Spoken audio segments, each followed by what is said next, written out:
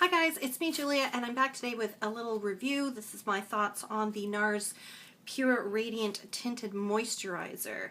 And this is my most recent Sephora splurge, so I thought I would come on. And I've developed a very strong feeling for it right from the get-go, right out of the gate, so I wanted to get on and share this with you early on, even though I've only been using it for a short period of time.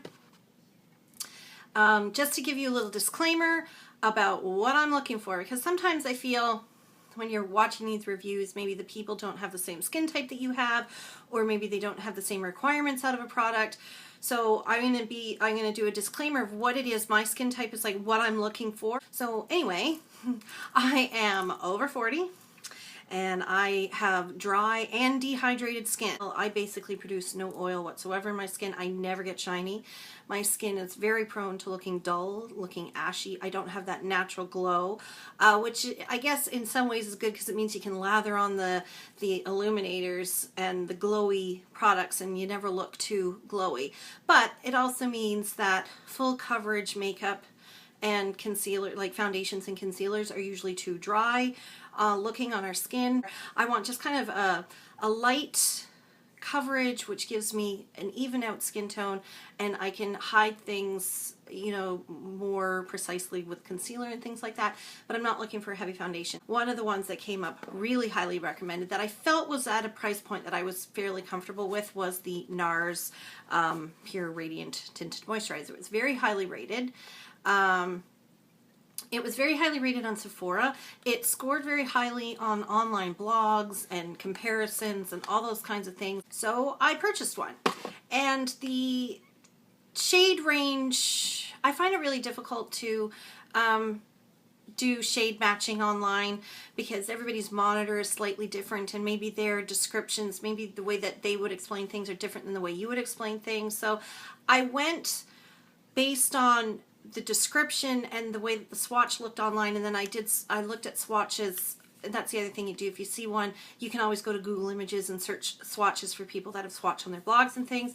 And the color that I chose was the second lightest, and it's Alaska, so it's light 2. I have neutral to yellow, not really yellow, but like more neutral undertones, which means I can wear something that has a pink undertone or slightly yellow undertone, and it doesn't look too bad. So this one is described as being light, for light complexions with a balance of pink and yellow undertones. So I thought, cool, that says neutral to me. When it arrived, first of all, I really like the packaging. I like the fact that it's in a plastic squeezy tube, but it's not one of those high pressure squeezy tubes with the really, you know, pointy top, where I find every time you take the lid off, product comes out. The product stays inside the container, which is nice. But the first complaint that I had about it was right away, I thought, this is too dark. So if you can see the color of my skin, and that's the color. That's Alaska. Do you see how yellow it is? So first of all, oh no, it's too yellow. Even when I blend it out, it's too yellow. It's going to be too yellow. But you know what? My face is a little bit darker than the back of my hand, and you can kind of make it work. And if I blend it down my, down my neck, then it'll be okay. But that's my first complaint right off the bat, is that it's too dark. Like, look at the difference there. Like, that's just really extraordinary. So right away, I'm like, oh man, bummer, it's too dark. But then I thought, okay, well, if I really like it, I will keep this anyway, and then I'll go back and get the lighter one to wear, you know, in the winter when I'm pale, and then I'll keep this one for one in the summer.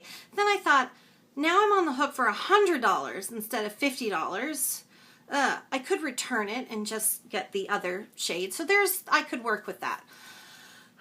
But then when I apply it, it feels really heavy going on the skin. But it's not drying or anything. It's definitely emollient, but I feel like it's really heavy. It never sets. Like, if I touch it, I can definitely feel it. Sure, I could set it with a powder, but that defeats the purpose of using something for dry skin, because then you end up with powdery face. So I don't like how it feels, but I do like the finish of it. Like, it's definitely got, not radiant as in oh wow, you've got shiny skin. It's got this radiant without being luminous or glowy. It's just your skin looks like it has a little bit of natural oil in it, so it doesn't look too dry and dehydrated, which that's the kind of look that I'm going for. But because the shade is so off, it's yellowy.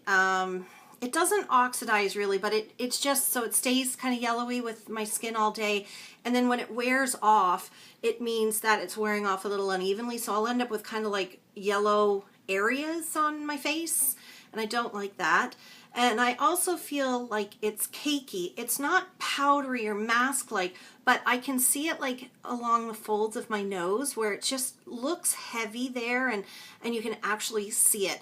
And the other problem that I have is that it wears off in this area. And that's probably because I wear glasses, but it never really seems to set into the skin. It never seems to become one with the skin, so I can actually see it sitting on my skin, which I really hate. So it's just not working for me.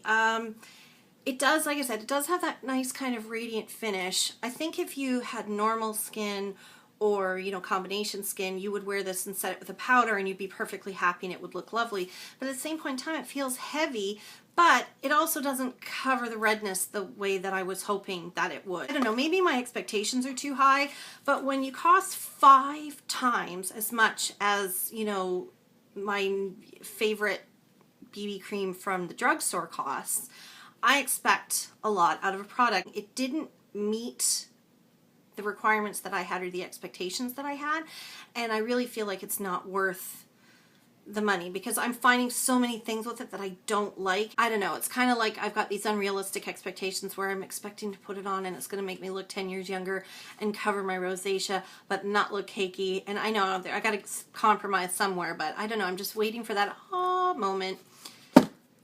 I don't know. So it could be me. I could be crazy. But anyway, those are my thoughts, my personal opinion. That's how it worked out for me. I'm more than likely going to return it because I can even feel it on my face now. It's been on my face, like I said, what time is it? 2 o'clock. So 2.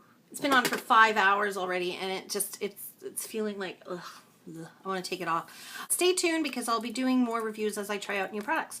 So thanks for watching, guys, and we'll see you soon. Bye!